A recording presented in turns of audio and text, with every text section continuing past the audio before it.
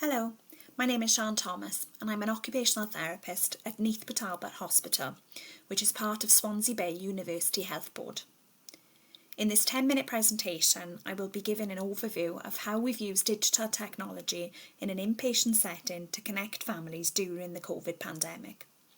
You will also hear a patient story developed in conjunction with relatives who were part of our virtual visiting journey.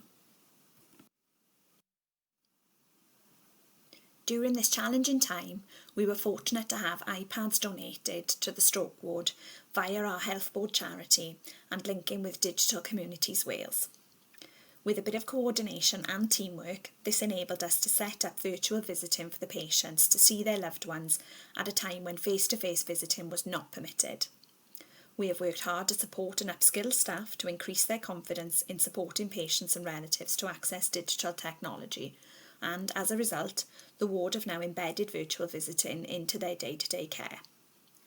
Our vision is to roll out this model to other departments with a view to enhancing patient experience at a time of significant uncertainty and beyond COVID, as digital visiting provides many benefits for patients and their relatives.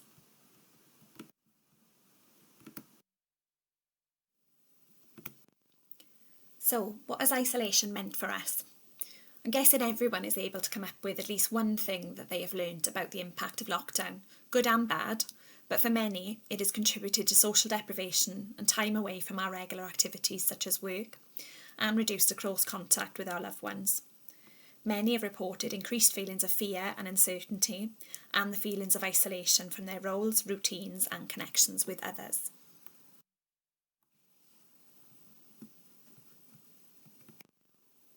As occupational therapists, this encompasses the very core of what we are about, as activity, participation and the need to connect are at the very heart of our therapeutic intervention.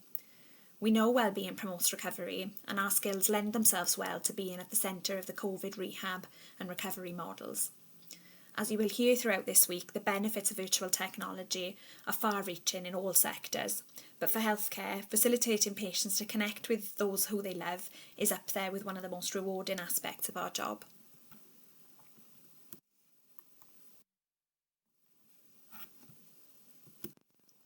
When we think about the impact for patients and families, we've seen hugely positive outcomes of virtual visiting, and the benefits go far beyond the 5-minute call. It reminds patients of their meaningful roles as a wife, husband, mother, brother or son. It hasn't come without its challenges, and staff have had to be creative with those who are sick or unable to communicate, but our aim has been to make virtual visiting accessible for all.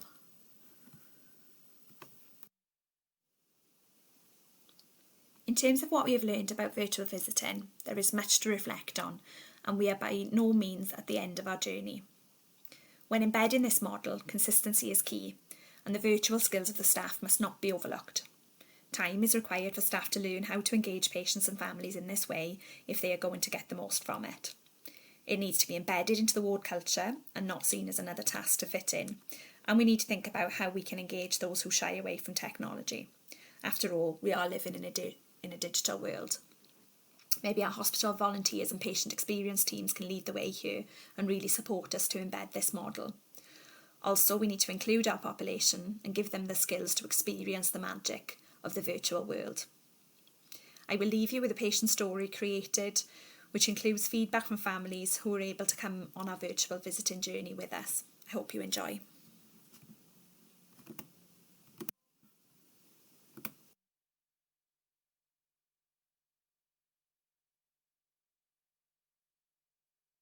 So about 4 weeks ago, I was redeployed onto Ward E in the stroke rehabilitation ward. And I think kind of quite quickly what struck me was the patients that were there had been through quite life-changing events. It became quite apparent that the impact of them having no visitors, things like no magazines and no papers on the ward because of the infection control. The days were really long for the patients, and they were looking for a lot more reassurance about what was happening. They were really confused about why relatives weren't coming to see them. Had they been left there? Were they coming back for them? It was getting to the point where it started affecting me because I could kind of see the impact and I felt a little bit helpless. I was having a chat with one of the healthcare support workers on the ward one day, just talking about our frustrations of that situation and the impact on the patients. And she said, oh, I've had an iPad donated. In the office, it just needs setting up. So went into the MDT room with one of the doctors, and we quite quickly got the iPad set up.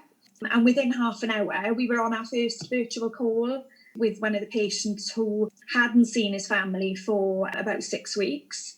His son was really unwell and was going for his own treatment at home. So he had a lot of fear about whether he was going to make it, whether his son was going to make it, whether they were going to see each other again. And instantly, the connection when we came on the video between the patient and his son was just amazing. There was kind of tears in their eyes. It really struck me. And it was just an incredibly powerful thing that just reminded me of that basic human instinct that we need to connect. We're social people, and the love just kind of poured through from both ends. It was a really lovely moment, and it was such a simple thing to do, really, to just go and get the iPad and make it happen. And from there, we just decided that there's no reason we couldn't be carrying on doing that. So we kind of set up a virtual visiting book then. Had to ring some relatives, get some details of what platform they were using. And the difference in some of those people has been incredible. Their mood has changed. They're more motivated to return home. They can't wait to see their families. And I think also on the other side of it, the relatives have been anxious about knowing about what's going on with their loved ones, and they've had that daily update. I think it's allayed a lot of their anxieties as well. So yeah, really kind of important project. And I think we've learned so much as a therapy team and how we can continue past COVID to make this possible, because there's always going to be people in hospital who can't see their relatives. And yeah, the only way is up, really.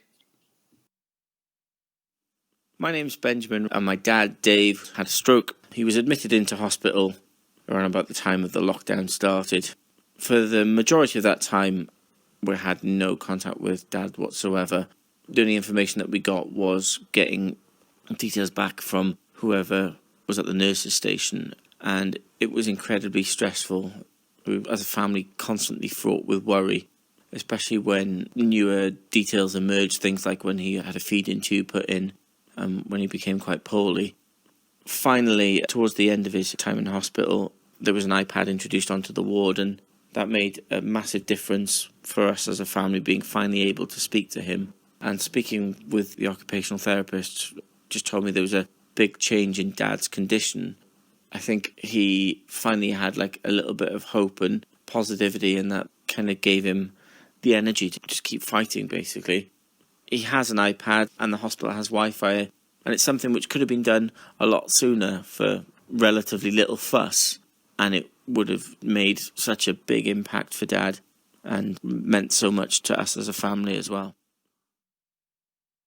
One of my brothers, who's a single guy, had a bleed on the brain, was rushed into hospital the day just before the lockdown, and were not able to see him for 6 weeks. Eventually, he was taken to the Neath Talbot Hospital for intensive rehab, and he has recently come home. But what I instigated via the ward in Neath Talbot was FaceTime. For the first time in 5 weeks, I was able to see his face. And looking at somebody's face and eyes, because I'm a big believer that the eyes will tell you exactly how you feel, I could get a sense of proportion on how he was. And it gives a settling to oneself. You get that sense of relief that you're not too far away. I was the first member of the family he could see. It brought a smile to his face. He could begin to connect. He could then connect me to the speech therapist or the physio who was at hand. He was then able to answer questions. And now that he's home, and on speaking with the speech therapist yesterday, she is now able to give speech therapy to my brother via Zoom. So she now doesn't have to come in to the house, all kitted up as she was in the PPE, so the whole process can continue. It's a marvellous way of contacting. Yes, definitely.